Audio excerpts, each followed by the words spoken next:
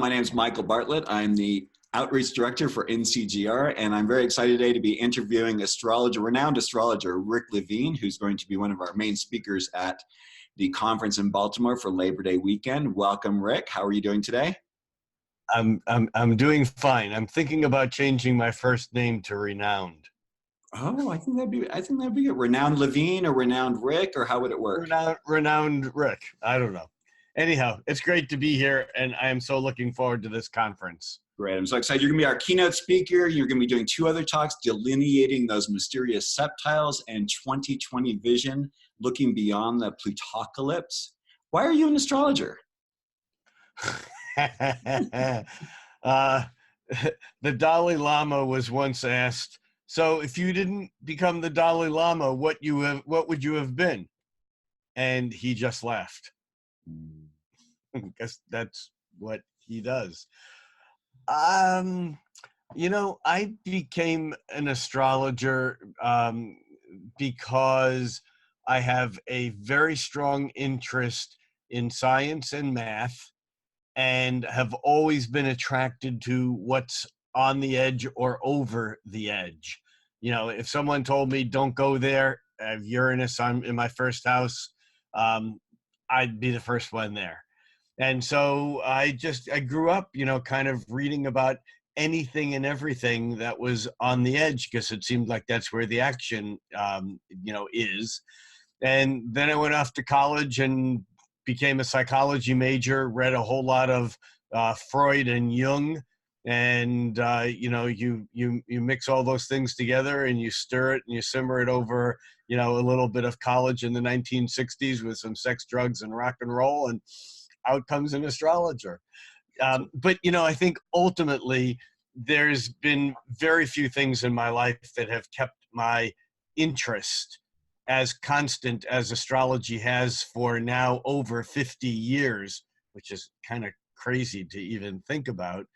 But it's like I'm more interested and more fascinated by wanting to learn more about it, astrology, cosmology in general now, than when I first got excited about it. So, you know, the real reason as to why I'm an astrologer, though, is I think that this is a place where we can actually, it's like an acupuncture point for society right now. It's a place where we really can do good. It's a place where we can insert right corrective perceptions and actions that maybe can help us, you know, correct the trajectory of this, you know, floundering ship of state that we're all riding on. Definitely. What a perfect use of Uranus in the first house. I mean, you're here to embody astrology and to bring these archetypes into awareness for people. Really brilliant. Thank you. And I have Pluto in the 3rd house, well aspected. And Jeff Green basically once told me many years ago, you're only here to blow people's minds. So that's what thank you for playing that role, which is a really crucial role in it. I noticed with a lot of your work that you're very focused on aspects. What is it that draws you to aspects? What is it that compel? I mean, you talk a little bit about your psychological background, and aspects are really about relationships, right? Yeah, aspects are about relationships. I think ultimately, if someone said, who were your teachers in astrology, I would probably say Pythagoras and Kepler. You know, and Pythagoras, as you know, you may know, aside from giving us the 12-note scale, you know, basically said the universe consists of vibration. You know, and he said that nothing arises alone. Everything arises in sympathetic harmony, in sympathy, in hum. And I was blessed to have significant music training early in my life. I'm not a performer, but I am a music theorist, and I write some music, and I, you know, grew up playing trombone and then baritone horn and violin and piano, and I still play flutes. Astrology is music. You see, the idea of music is based upon multiple vibrations that create a chord. And a chord, in sacred geometry, a chord is any line drawn inside of a circle. Aspects are chords. I mean, that's as simple as it gets.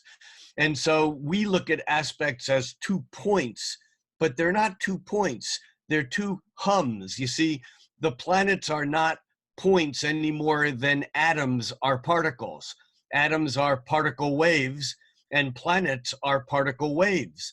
The moon is a 13 cycle per year wave, and Pluto is a 4 cycle per millennium wave. They're very slow waves, but when Pythagoras and Kepler talked about the music of the spheres, they weren't extrapolating some metaphor. They were basically saying, this is music, we just don't hear it with our ears because it's so low frequency. Now, once you take that leap into the world of sacred geometry and chords, then you begin to look at aspects very differently. And I believe that pretty much all astrology is ultimately artifacts of geometry, of aspects. And as such, I've become particularly fascinated with our arbitrary emphasis on aspects that are based upon a 12-fold system of the universe. One of the first things I do with every student is I run them through okay, so how many signs are there up there? And of course, we as astrologers, we're trained to think there are 12 signs up there. There are 12 signs up there. But there aren't 12 signs up there. There are 12 signs in here. Up there is pattern based upon our thinking. And because of that, from my very, very, very first astrology books, Dane Rudjar and the Handbook for Humanistic Astrology, Michael Meyer, I never realized that quintiles and septiles and semi-squares and sesqui-squares were any less important than sextiles or quincunxes. And so from that standpoint, a part of my interest in aspects is helping us reformulate the assumptions that we make about a patriarchal model based upon 12, because 12 is nicely divided by 2 and by 4, which basically is a Saturnian mathematics that manifests things in reality. Now, reality we call Saturn, but I think it was Rob Hand many years ago who said that, you know, we used to believe Saturn was reality and Neptune was illusion, whereas now we know Neptune is reality and Saturn is the illusion there was one. So aspects to me are ways of getting to the hum, ways of getting to the magic of what appears beyond the WYSIWYG, the what you see is what you get universe. And part of my interest in septiles in particular is that they're complex. You know, they're more resonant than quincunxes or semisextiles, which are 12th harmonic aspects. They're more resonant than semisquares and sesquisquares, which are 8th harmonic. The septile, a 7th harmonic, is incredibly important. And once we begin to look at them, we see their supernatural otherworldliness, their differentness in charts like David Bowie, who is he was the original septillion. I mean, charts like Edgar Allan Poe and charts like Michael Jackson, who lived in Neverland.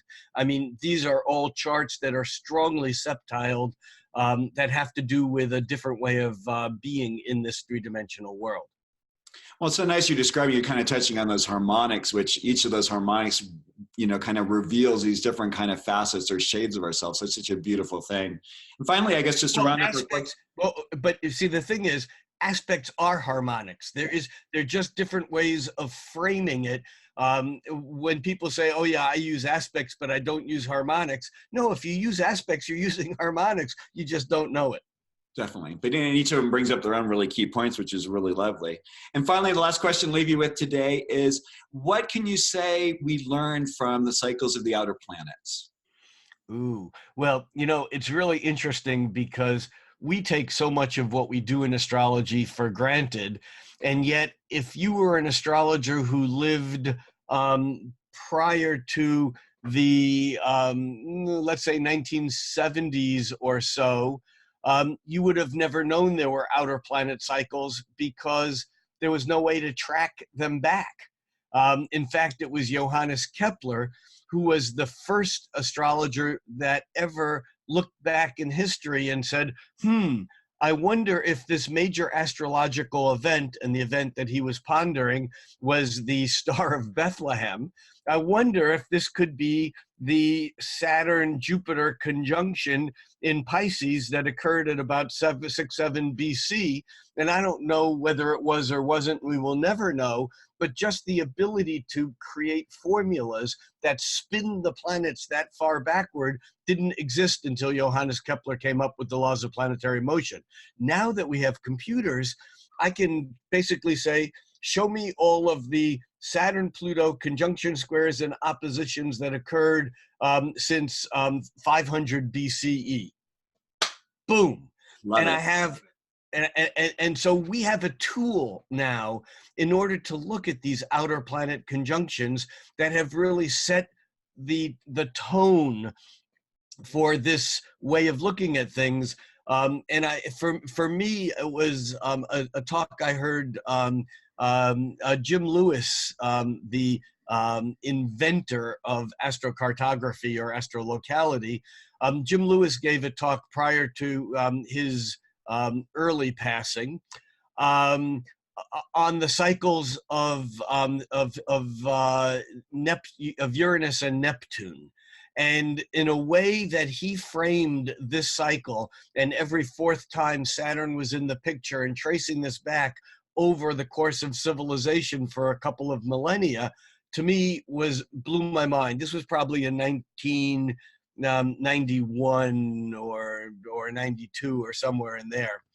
And ever since then, I've been hooked. I've been a fan of trying to understand these larger cycles. Obviously, books like the encyclopedic Cosmos and Psyche by Rick Tarnas, and many other people who are now contributing to this vast way of reframing history. There's a wonderful quote that's attributed to Mark Twain that apparently he didn't say, but it still gets attributed to him.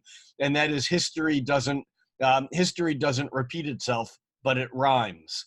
Now, regardless of who wrote that line, it's a really good line because there is a repetitive rhyming scheme. And at my dinner banquet talk on Sunday evening at the conference, I'll be unfolding a little bit of the fascination that I have with the Saturn-Pluto conjunction opposition square cycle that is just mind-boggling when you really begin to see how astrology works, not just in the lives of individuals, but also in its impact in how it influences culture, history, technology, and the major interactions that human systems, social systems, have from one to another. It's kind of almost, I mean, it's, you know, our work as astrologers is really about theme finding. It's so wonderful because now with the advent of computers, you know, we can basically take the tapestry of the history of humanity and pull out the threads in the exact ways we need to kind of go like, oh, this is the Saturn of the Uranus Saturn. I just hope we don't pull out a thread that basically makes the whole damn thing unravel. Or maybe that would be a good thing. I mean, who knows? Oh, we're definitely in a time of unraveling. And with you, with your Uranus in the first house, I'm really excited that we have people like you at the forefront to help lead us through this unfamiliar territory into that which is actually a deeper truth. So I want to thank you, Rick. So excited to see you in Baltimore. All roads lead to Baltimore. We're going to be seeing you there Labor Day weekend this year. Thank you so much, Rick. I'll see you there. Thank you, Michael.